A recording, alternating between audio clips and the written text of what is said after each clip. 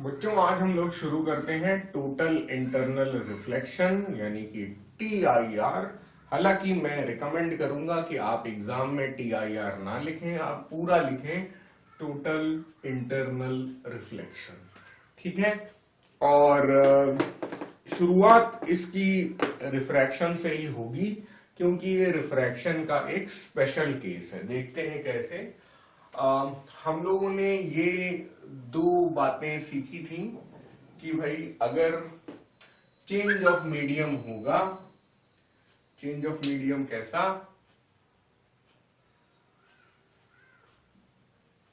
कि लाइट रे अगर जब रेयर से दे सक जाएगा। हाँ लाइट रे अगर, ठीक है दोनों पढ़ लेते हैं।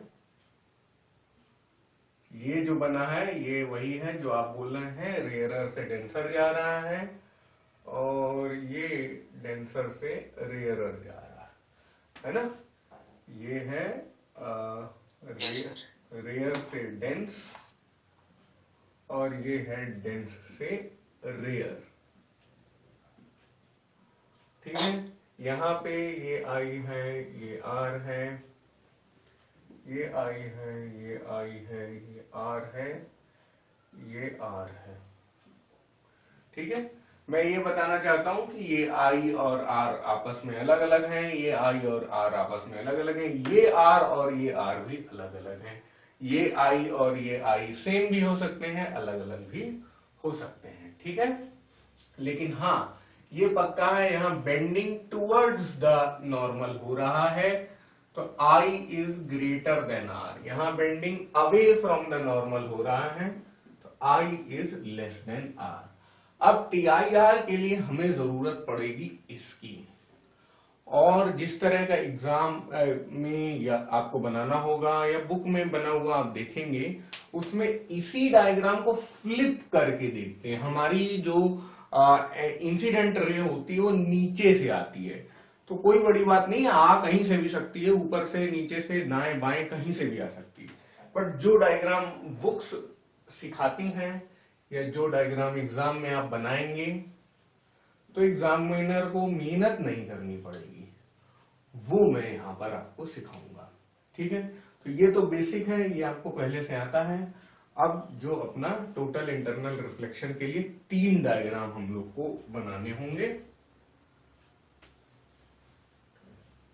रिकमेंडेड ये है कि जब आप एग्जाम में बनाएं तो बढ़िया स्केल वगैरह लेकर काम करें तो अच्छा होगा। सब कुछ फ्री हैंड करना सही नहीं है, स्पेशली ऑप्टिक्स में। ऑप्टिक्स यानी कि लाइट चैप्टर में। ठीक है।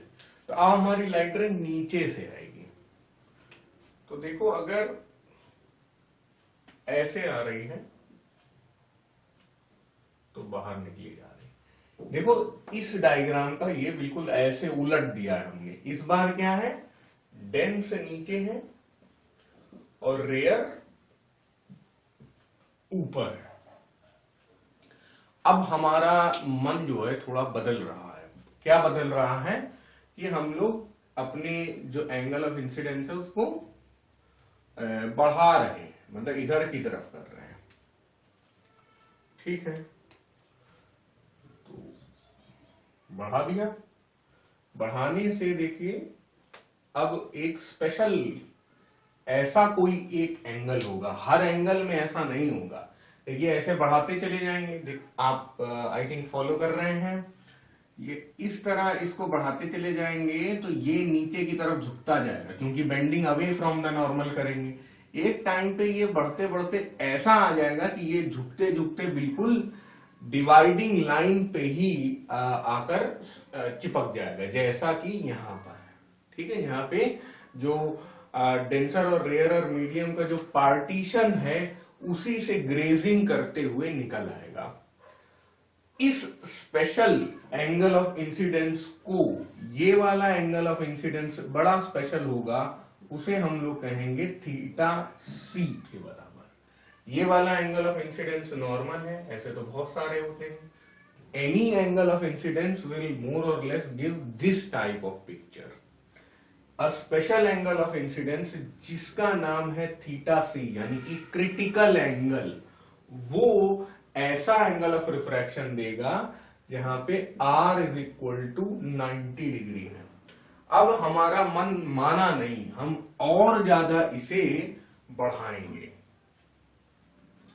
और ज्यादा इसे बढ़ाएंगे तो अब लाइट रे क्या करेगी, दूसरे मीडियम में यानी ये रेयरर मीडियम में जाएगी ही नहीं। ठीक है, अब लाइट रे रेयरर मीडियम में जाएगी ही नहीं, वो क्या करेगी, रिफ्लेक्शन कर लेगी अपने ही मीडियम में। इस प्रोसेस को हम लोग कहते हैं टोटल इंटरनल रिफ्लेक्शन। बिना मिरर के हम लोग यहां पे रिफ्लेक्शन कर लेंगे। इस प्रोसेस को हम लोग कहते हैं टोटल इंटरनल रिफ्लेक्शन। और थोड़ी सी बात करेंगे यहां पे, यहां I is less than theta C, critical angle, यहां पे I is equal to theta C, यहां पर I इज, बोलो भाई, ग्रेटर देन थीटा सी। ठीक है, और यहां पर अगर I और R को आपस में कंपेयर करेंगे तो I is less than R, यहां पे I is less than R is equal to 90 degree. ठीक है, लेकिन R अपना 90 डिग्री है, और यहां पे I is equal to R, but ये वाला R याद रखिए, ये एंगल ऑफ क्या है, रिफ्लेक्शन है। हाँ, ये एंगल ऑफ रिफ्लेक्शन ना कि रिफ्रैक्शन। ये दोनों आर एंगल ऑफ रिफ्रैक्शन है, ये एंगल ऑफ रिफ्लेक्शन है। तो ये तीन डायग्राम बहुत अच्छे से आपको आने चाहिए। अगर आपको बोर्ड एग्जाम में बनाना है तो आप यही बनाइएगा, लेकिन सेलिना ने एक स्पेशल काम किया है। सेलिना ने क्या बताया है कि ये थोड़ा सा मैं यहां पे बनाए दे रहा हूं, ऐसा नहीं है कि रेड लाइट ब्लैक लाइट में बन जाएगी, ब्लैक लाइट तो कुछ होता ही नहीं है। ठीक है, हाँ, सेलिना ने ये बताया है कि हर केस में रिफ्लेक्शन होता है, ऐसे जाके थोड़ा रिफ्लेक्शन यहाँ पे होगा, ऐसे जाके यहाँ पे भी रिफ्लेक्शन होगा, लेकिन यहाँ पे टोटल रिफ्लेक्शन होगा। लेकिन अगर आपको एग्जाम में इस तरह का क्वेश्चन आता है कि give the 3 diagrams related to total internal reflection, या what is critical angle, show with relevant diagrams, show all possible cases, तो उस केस में आपको ये वाली लाइन बनाने की जरूरत नहीं है। ठीक है, मैं तो कहूंगा आप बोर्ड एग्जाम में यही बना के आइए, क्योंकि चीजें और ज्यादा कॉम्प्लिकेट हो जाएंगी अगर ये बनाएंगे। हाँ, अगर इसी बात पे चर्चा होती है कि जब भी रिफ्लेक्शन होता है तो क्या क्या चीजें होती हैं, क्या सिर्फ रिफ्लेक्शन होता है, क्या सिर्फ रिफ्रैक्शन होता है, क्या होता है, तो ये याद रखिएगा। इस केस में या इस केस में, इधर की अभी बात नहीं कर रहा हूं, इन दोनों केस में 3 चीजें होंगी। ये थोड़ा सा हायर लेवल बात हो गई। एक तो रिफ्लेक्शन होगा, एक तो रिफ्रैक्शन होगा, और एक होगा एब्जॉर्प्शन। ठीक है बच्चों, इन दोनों केसेस में ये भी होगा, ये भी होगा, ये भी होगा। आपको इन दोनों डायग्राम्स में सिर्फ रिफ्रैक्शन दिखाया जा रहा है, एब्जॉर्प्शन कोई दिखा ही नहीं सकता। एब्जॉर्प्शन का मतलब ये होता है कि यहां पे जो लाइट एनर्जी आ रही है उससे कम लाइट एनर्जी यहां जाएगी, क्योंकि इस पॉइंट पर थोड़ी सी लाइट एनर्जी एब्जॉर्ब हो जाएगी। लेकिन इस स्पेशल केस में क्या होगा, इधर वाले केस में, मतलब अगर हम लोग इस टेबल को ही देखना चाहें तो इस डायग्राम में भी ये दोनों बातें हो रही हैं, ये तीनों बातें हो रही हैं, इस डायग्राम में ये तीनों बातें हो रही हैं, इस डायग्राम में ये तीनों बातें हो रही हैं, लेकिन इस डायग्राम में क्या हो रहा है, सिर्फ रिफ्लेक्शन हो रहा है, रिफ्रैक्शन हो ही नहीं रहा, और बहुत विशेष बात है, स्पेशल बात है कि यहां पर एब्जॉर्प्शन भी नहीं होता है। टोटल इंटरनल रिफ्लेक्शन में 100% light is reflected, which is not even possible with a mirror. अगर आप बिल्कुल नया मिरर खरीद के लाएं, अभी अभी जो पॉलिश किया गया है, वो भी इतना अच्छा रिफ्लेक्शन नहीं दे पाता है, क्योंकि वहां पे भी एब्जॉर्प्शन होता है, रिफ्रैक्शन भले ना होता हो। ठीक है, तो अच्छे से ये डायग्राम कॉपी कर लीजिए, सारी बातें लिख लीजिए। तो इस डायग्राम में थोड़ी देर और चर्चा करेंगे हम लोग। देखिए, डेंस जो होगा ज्यादातर किस तरह का मटेरियल होगा, ग्लास जैसा मटेरियल होगा। तो ग्लास का अपना क्रिटिकल एंगल होगा, वाटर का अपना क्रिटिकल एंगल होगा। अब ये सारी बातें हम लोग करेंगे, बट कुछ इंपॉर्टेंट बात लिख लेते हैं। जैसे सबसे पहली बात, इसके बाद वाला केस टोटल इंटरनल रिफ्लेक्शन था, तो हम लोग बोलेंगे total internal reflection always occurs in the denser medium. ठीक है, समझ गए कि नहीं? यानी कि डेंसर मीडियम में ही अंदर अंदर टोटल इंटरनल रिफ्लेक्शन हो जाता है। दूसरी बात, क्रिटिकल एंगल यानी कि theta C is always formed in the denser medium. ठीक है, ये दोनों मतलब बहुत ही इंपॉर्टेंट रूल्स हैं कि सारा जो काम होता है डेंसर मीडियम में ही होता है। यानी कि टोटल इंटरनल रिफ्लेक्शन कभी भी तब नहीं अकर हो सकता जब रेयरर से डेंसर में जा रही। जब डेंस से रेयर में जा रही है, तब हम लोग क्रिटिकल एंगल को चेक करेंगे। अगर क्रिटिकल एंगल से एंगल ऑफ इंसिडेंस ज्यादा है, तो टोटल इंटरनल रिफ्लेक्शन अकर हो जाएगा। ठीक है, अब बात आ जाती है कि क्रिटिकल एंगल की डेफिनेशन क्या है। Critical angle is that angle of incidence for which the angle of refraction in the rarer medium is 90 degree. ठीक है, क्रिटिकल एंगल ऐसा एंगल ऑफ इंसिडेंस है जो डेंसर मीडियम में फॉर्म होता है, जिसके लिए रेयरर मीडियम में एंगल ऑफ रिफ्रैक्शन 90 डिग्री हो जाता है। अब इस बात को हम लोग समझेंगे। मान लीजिए यहां ग्लास है और यहां एयर है, तो एयर का रिफ्रैक्टिव इंडेक्स 1 हो जाएगा, ग्लास का रिफ्रैक्टिव इंडेक्स म्यू हो जाएगा। ठीक है बच्चों, तो हम लोग क्या सीखे थे, mu sine I is equal to mu sine R, है ना। मतलब अपने मीडियम का mu multiplied by sine of angle of incidence. वो स्नेल्स लॉ ही है, लेकिन स्नेल्स लॉ को हम लोग अपने तरीके से लिखते हैं ताकि गलती ना हो। वो फिर में हम लोग ना पढ़ें कि refractive index of glass with respect to air, refractive index of air with respect to glass. इस कंफ्यूजन में हम लोग ना पढ़ें। उसके लिए हम लोग क्या करेंगे, mu sine I is equal to 1 sine R. Mu multiplied by sine I is equal to 1 multiplied by sine R. ठीक है, म्यू क्या है, रिफ्रैक्टिव इंडेक्स ऑफ ग्लास। अब आई की जगह हम लोग क्या कह रहे हैं, when I is equal to theta c, then R is equal to 90 degree. ये बात तो हमेशा ट्रू होगी, ये 90 बने चाहे ना बने। लेकिन अब हम लोग एक स्पेशल केस में आ रहे हैं, तो mu is into sine, mu is equal to sine theta C, क्योंकि I is equal to theta C है, और साइन आर 90 डिग्री हो रहा है। इस स्पेशल केस में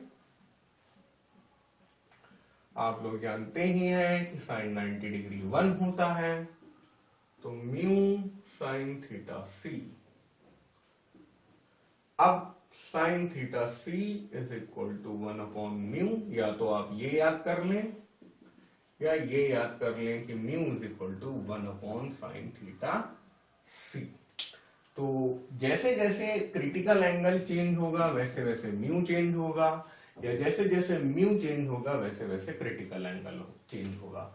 हम लोगों ने एक टेबल बना ली है कि अलग अलग मीडियम के लिए अलग अलग म्यू होते हैं और अलग अलग मीडियम के लिए अलग अलग क्रिटिकल एंगल होते हैं। अब यहाँ पे एक इंपॉर्टेंट बात आती है बच्चों कि भाई क्या यहाँ पर मतलब अगर ग्लास ले रहे हैं तो यहाँ पे एयर लेना जरूरी है या वैक्यूम लेना जरूरी है क्या? तो उसका आंसर है नहीं। आप यहाँ पे कुछ भी मीडियम लीजिए, बस वो इस वाले मीडियम से डेंसर होना चाहिए।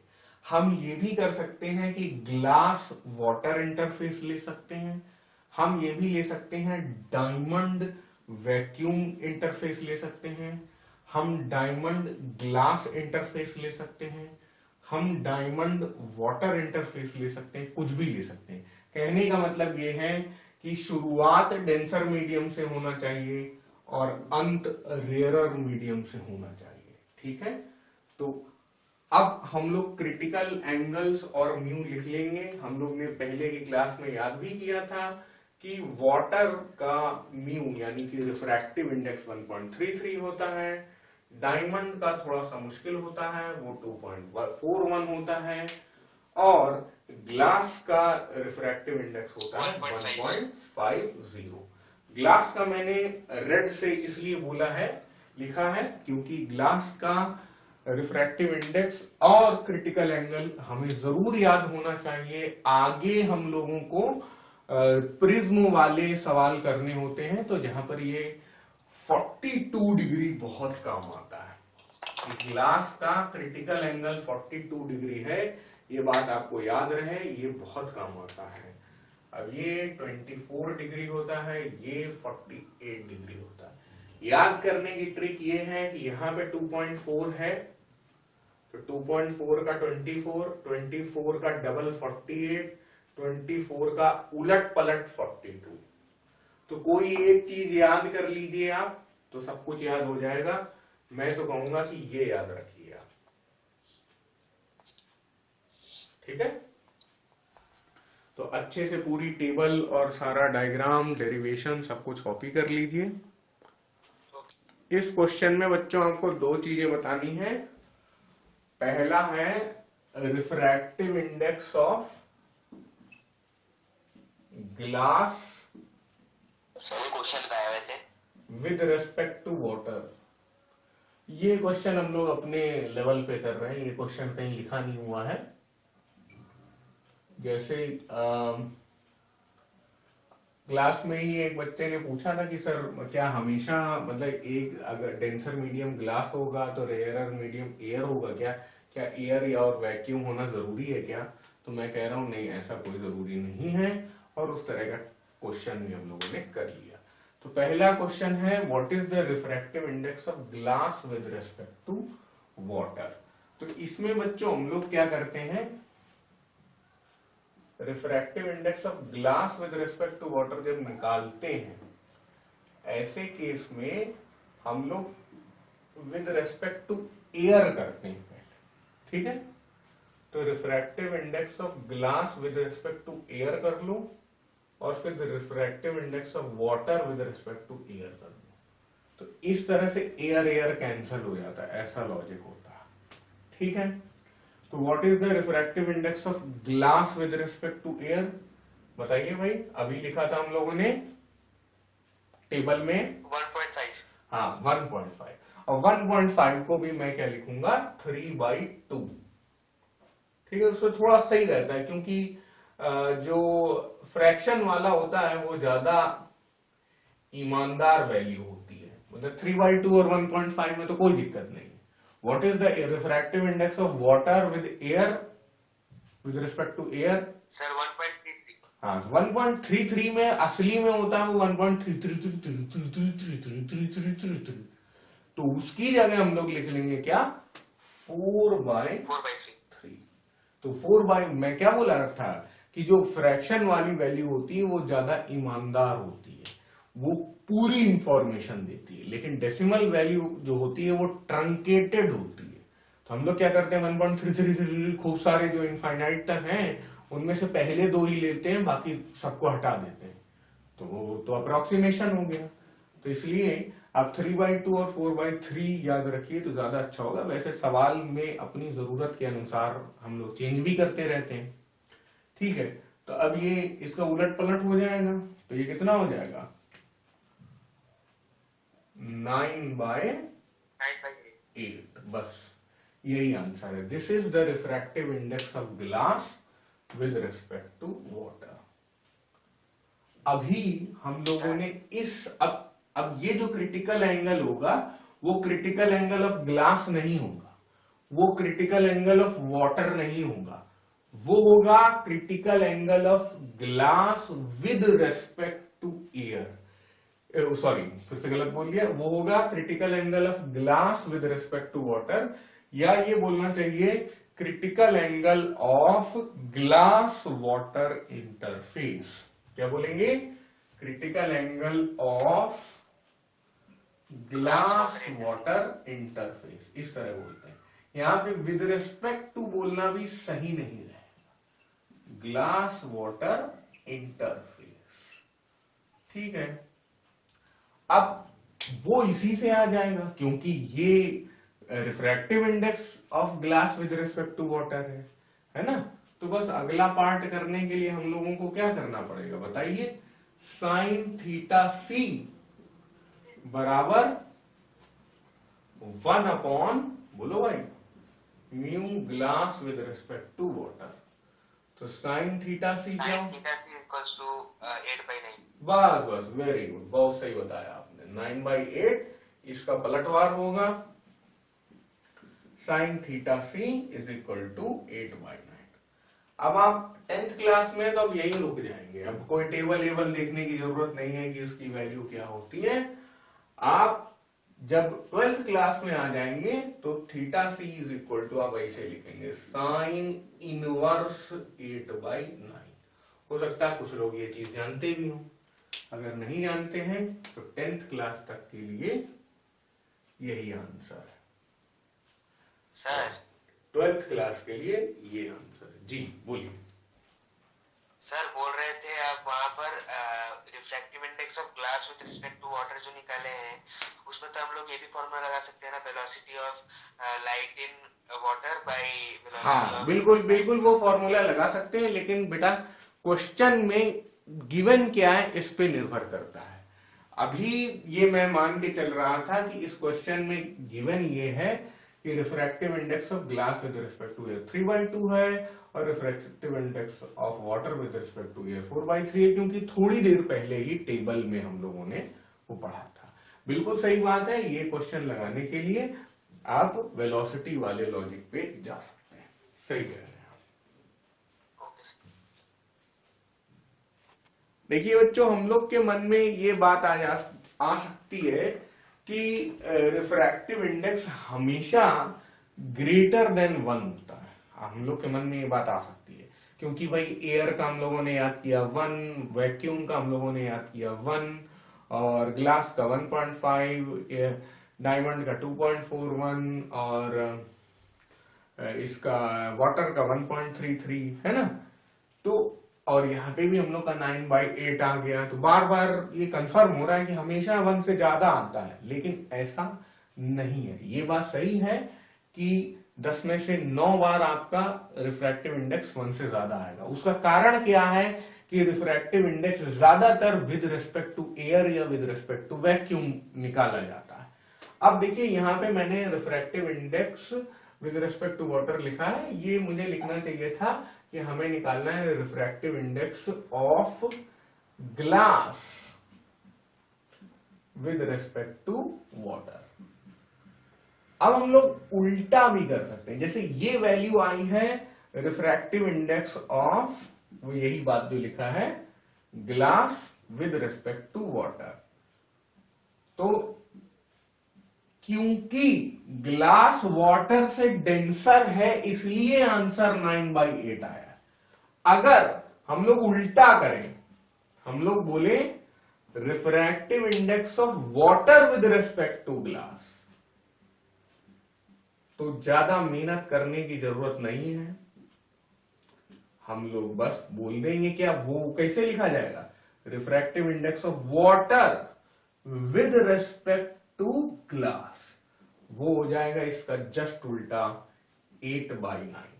इस बार ऐसा इसलिए हुआ क्योंकि वाटर जो है वो ग्लास से रेयरर है, इसलिए हमारा रिफ्रैक्टिव इंडेक्स जो है वो 1 से कम आया।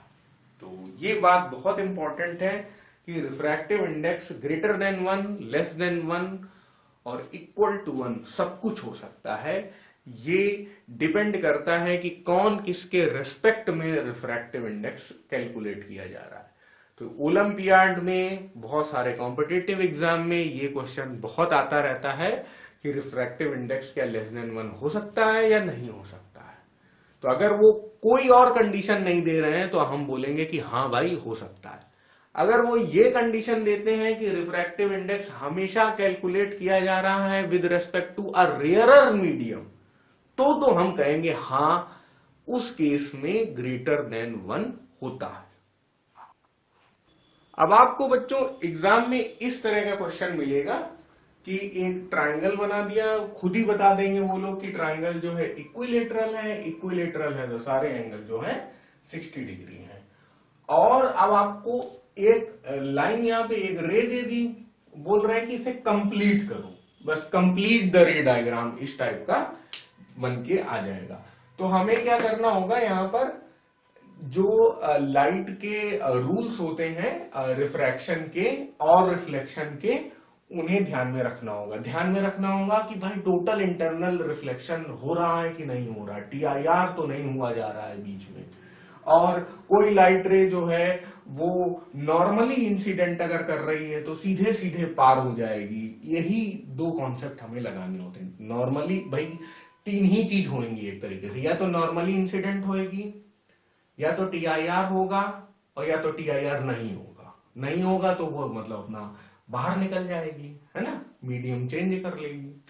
तो देखिए यहाँ पे नॉर्मली इंसिडेंट हो रहे हैं, ये 90 डिग्री जो बना हुआ है, यहाँ आप ये मत समझ लीजिएगा कि एंगल ऑफ इंसिडेंस 90 डिग्री। यहाँ पे आई कितना है बच्चों, 0 डिग्री है ना, ये कई बार कर चुके हैं हम लोग।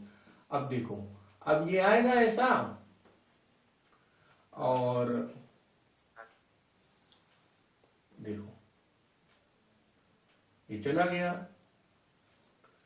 अब देखो यहां पर ये 90 डिग्री है, भाई ये भी 90 डिग्री होगा कि नहीं होगा, ये 60 डिग्री है, तो ये एंगल कितना हो जाएगा, 30 डिग्री। बस अब हमारा नया काम है कि हम फिर से मतलब हम यहाँ पे अब एक नॉर्मल बनाए, यहाँ पे तो नॉर्मल बनाने की कोई जरूरत नहीं थी, वो खुद ही नॉर्मली आ रहा है। अब देखो स्केल में एक चीज होती है कि ऐसे ये डिविजन्स मार्क होते हैं, और बहुत अच्छी बात ये होती है कि इस लाइन के परपेंडिकुलर होता है ये वाले डिवीजन। कोई भी डिवीजन आप देखेंगे वो परपेंडिकुलर होगा, तो परपेंडिकुलर बनाने के लिए आप इसी बात का यूज किया करिए। ये जैसे ये लाल मार्क आपको दिख रहा होगा, इसको आप ऐसे रखिए कि ये काली लाइन के ओवरलैप करे, तो इससे क्या फायदा होगा कि आप इंस्टेंटली 90 डिग्री बना लेंगे। काफी बच्चे ये चीज यूज करते भी होंगे, बट जो नहीं करते हैं उनके लिए बता दिया। अब ये अपनी नॉर्मल होगी, नॉर्मल हमेशा डैश्ड लाइन बनाइए।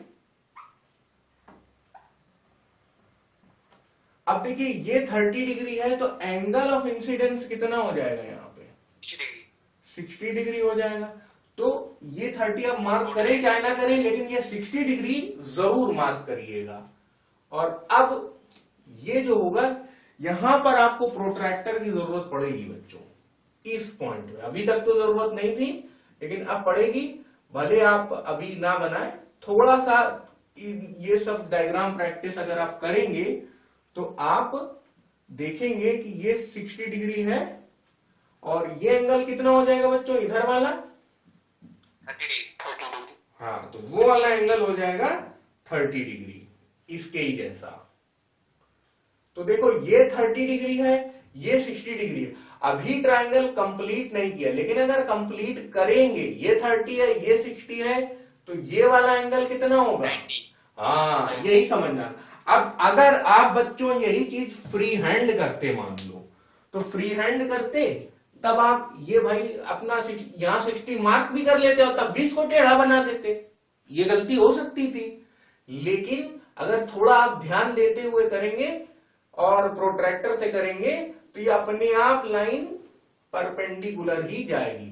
अब क्योंकि परपेंडिकुलर जा रही है तो नॉर्मली ही बाहर निकल जाएगी, इस पॉइंट पे रिफ्रैक्शन नहीं होगा।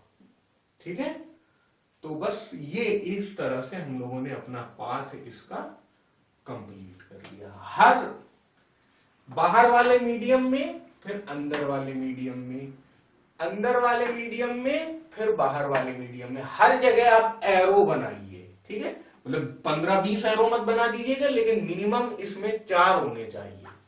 और मिनिमम क्या है यार, मैक्सिमम भी 4 ही होने चाहिए। तो वो स्ट्रेट एरो आप क्यों बना 30 डिग्री से, लाइक वो आपको समझ रहे हो 90 डिग्री पर इंसिडेंट होगा।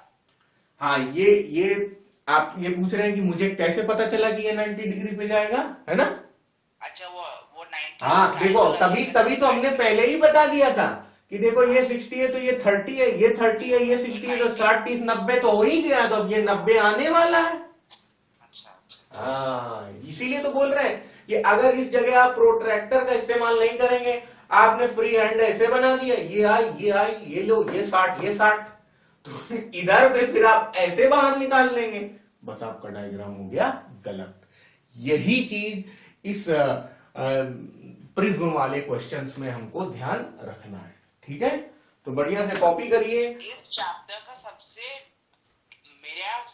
डिफिकल्ट टॉपिक यही है, बिल्कुल, और ये जरूर आता है बोर्ड एग्जाम में, और ये आपका साथ नहीं छोड़ेगा 12th क्लास में भी। 11th में तो जरूरत है नहीं, 11th में ऑप्टिक्स है ही नहीं, लाइट है ही नहीं, लेकिन 12th में फिर से ये चीज आपसे पूछी जाएगी, फिर से ये सब चीज सिखाई जाएगी, और आप लोग को बहुत मजा आएगा, क्योंकि ये आपको पहले से आती होगी और सीबीएसई वाले वो जीवन में पहली बार सीख रहे होंगे।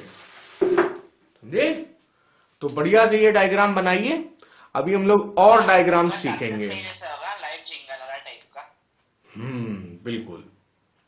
तो इसके बाद हम लोग और डायग्राम सीखेंगे, लेकिन आने वाली क्लास में।